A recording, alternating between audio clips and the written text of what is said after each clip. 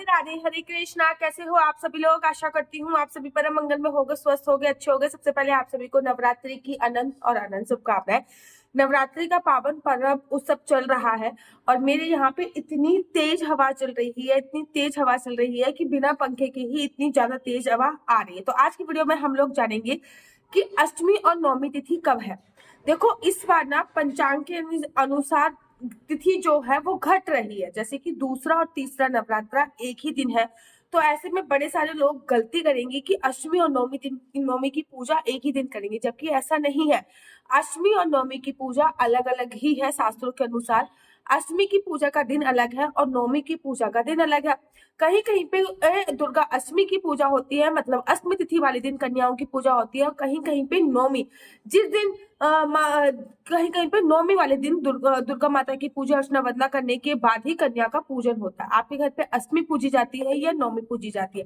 अगर अष्टमी पूजी जाती है तब भी ये वीडियो आपको जरूर देखनी है, और अगर आपके घर पे नवमी पूजी जाती है तब भी ये वीडियो आपको जरूर और जरूर देखनी है, क्योंकि इस वीडियो के माध्यम से मैं आपके सारे डाउट क्लियर करने वाली हूँ कि आखिर अष्टमी का पूजन कब होने वाला है, नवमी का पूजन कब होने वाला है, क्या है शुभ मुहूर्त और क्या है शुभ घड़ी। तो चलिए, सबसे पहले मैंने पंचांग देख के ना सारी चीजें नोट कर ली थी, तो पंचांग के हिसाब से मैं आप लोगों को बता। दुर्गा अष्टमी मनाई जा रही है वो 5 अप्रैल दिन शनिवार को मनाई जा रही है। दुर्गा अष्टमी का जो उत्सव मनाया जा रहा है 5 अप्रैल दिन शनिवार को मनाया जा रहा है। वहीं 6 अप्रैल दिन रविवार को दुर्गा नवमी भी मनाई जा रही है, और साथ ही के साथ इस दिन राम नवमी का भी पावन पर्व उत्सव मनाया जा रहा है। ये जो 6 अप्रैल है ना, ये बहुत अच्छा मुहूर्त है, बहुत अच्छा। मतलब इस दिन रवि एक तो रवि पुष्य नक्षत्र है, ऊपर से रविवार वाले दिन पड़ गया है।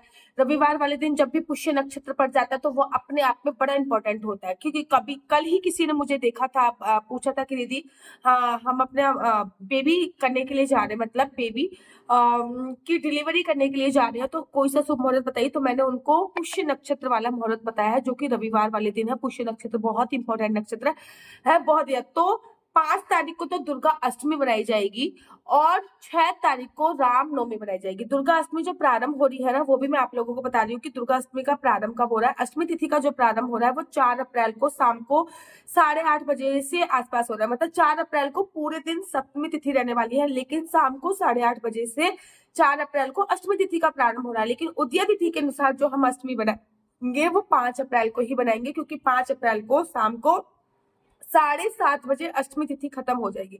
तो जिनों के घर पे भी अष्टमी पूजती है, जिनके घर पे भी दुर्गा अष्टमी की पूजा अर्चना वंदना होती है, अष्टमी पर कन्या पूजन किया जाता है, तो वो लोग 5 तारीख को कन्या पूजन करेंगे, दिन शनिवार वाले दिन। याद रखिए, जब भी आप कन्या पूजन कर रहे हो तो बेसिकली कुछ बातों का ध्यान रखिए। राहु काल में कन्या पूजन मत कीजिए, राहु काल में कन्या पूजन अच्छा नहीं होता। बाकी कन्याओं के पूजन के लिए क्या क्या आपको चीजें चाहिए, कैसे कैसे कन्या का पूजन करना है, इसके लिए मैं दूसरी वीडियो बनाऊंगी। लेकिन आप बेसिकली राहु काल का बड़े विशेष तौर पे ध्यान रखें। सारे लोग राहु काल में ही कन्या पूजन अर्चना वंदन करेंगे, और शनिवार वाले दिन जो राहु काल होता है, मतलब 5 तारीख को जो राहु काल का समय है वो 9 बजे से लेकर 10:30 के बीच तक का समय है, और इसी समय पर बड़े सारे लोग पूजा अर्चना वंदना करेंगे। तो प्लीज ये 9 से 10:30 बजे के बीच तक छोड़िए। सुबह कन्या पूजन कर सकते हैं, दोपहर को कर सकते हैं, लेकिन ये 9 बजे से लेके जो 10:30 बजे तक का समय है, इस पे किसी भी प्रकार से कोई भी कन्या का पूजन अर्चन वंदन नहीं होना है, ठीक है ना। अब जो लोग अष्टमी पूजते हैं उनको तो क्लियर हो गया कि भैया 5 तारीख की अष्टमी पूजेंगे, लेकिन जो लोग नवमी पूजेंगे, क्योंकि नवमी तिथि का जो प्रारंभ हो रहा है वो 5 तारीख को रात को 7:45 के आसपास हो रहा है, मोटा मोटा 8 बजे से मान लीजिए। उदय तिथि के अनुसार हम 6 तारीख को रामनवमी की पूजा करेंगे। इस दिन भगवान राम की भी पूजा की जाती है, और माँ सिद्धरात्रि की भी पूजा अर्चना वंदना होती है। बड़ी पावरफुल माँ होती है भैया, इनकी पूजा अर्चना वंदना के लिए तो मैं स्पेशल एक अलग से वीडियो बनाऊंगी। और इस दिन रविवार वाले दिन जो राहु काल है वो 4:30 बजे से लेके 6 बजे तक के बीच में, मतलब शाम को 4:30 बजे से लेके 6 बजे तक के बीच में। याद रखिए, चाहे आप अष्टमी की पूजा करिए या नवमी की पूजा करिए, चौकी जो आपको हटानी है वो आपको दिन सोमवार को ही हटानी है, ठीक है ना। जैसे आप वैष्णो देवी जाते हो, वैष्णो देवी की यात्रा जब आप करते हो तो आप भैरव बाबा की यात्रा किए बिना वैष्णो देवी की यात्रा आधी अधूरी इनकम्प्लीट मानी जाती है। वैसी अष्टमी नवमी अर्थात 9 दिन की पूजा करने के बाद अगर हमने बिल्कुल किसी भी तरीके से पूजा अर्चना वंदना नहीं करी हनुमान जी की, तो हमारी जो पूजा है वो आधी अधूरी मानी जाएगी। नवरात्रों के बाद हनुमान जी की पूजा का विशेष प्रावधान होता है, तो आप रामनवमी की पूजा के बाद ही चौकी वगैरह हटाएंगे। रामनवमी की पहले पूजा करेंगे, दुर्गा अष्टमी की पूजा करेंगे, रामनवमी की पूजा करेंगे, उसके बाद फिर आप जो चौकी हटाएंगे वो 7 अप्रैल को बताएंगे। उसके लिए मैं अलग से वीडियो बनाऊंगी कि चौकी हटाते वक्त क्या क्या सावधानी करनी है। हनुमान जी की पहले पूजा करनी है, हनुमान जी को रोट चढ़ाना है, हनुमान चालीसा का पाठ करना है, उसके बाद आपको चौकी वगैरह हटानी है। नीचे मेरा व्हाट्सअप नंबर दिया हुआ है, ये मेरा नंबर है 429202565।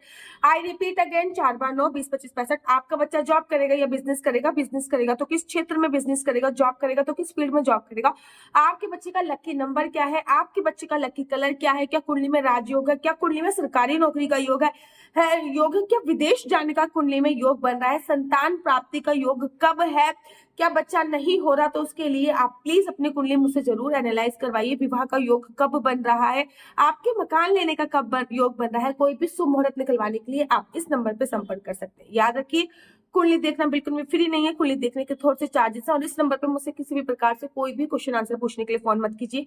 ये नंबर केवल और केवल कुंडली दिखाने के लिए ही मैं उपलब्ध कराती हूँ। अगर आपको हरे कृष्णा से बड़े सारे लोग बोलते दीदी ओरिजिनल तुलसी माला कहाँ मिलेगी, भाई यहीं पे मिलने वाली ओरिजिनल तुलसी माला मैं आप लोगों के लिए भिजवाऊंगी। एक ओरिजिनल तुलसी माला, एक नहीं बल्कि दो ओरिजिनल तुलसी माला, बिल्कुल 100% असली तुलसी माला होगी, इसकी गारंटी मेरी है। साथ ही साथ आपके लड्डू गोपाल के लिए एक छोटी सी तुलसी माला होगी, उसी के साथ साथ आपको एक माला झोली का बैग दिया जाएगा, ये माला झोली का बैग, और इसमें भी एक माला होगी जो जपने वाली माला होगी, जिसका आप मंत्र का जाप कर सकते हैं, ओम नमो भगवते वासुदेवाय, ओम नमो भगवते वासुदेवाय। और इसी के साथ साथ इसमें मिलेगा आपको ये असली अश्वगंधा तिलक, जिसमें असली अश्वगंधा तिलक है। ये सारी चीजें बिल्कुल ओरिजिनल है, वृंदावन धाम से डायरेक्ट आपके घर पे आएंगी।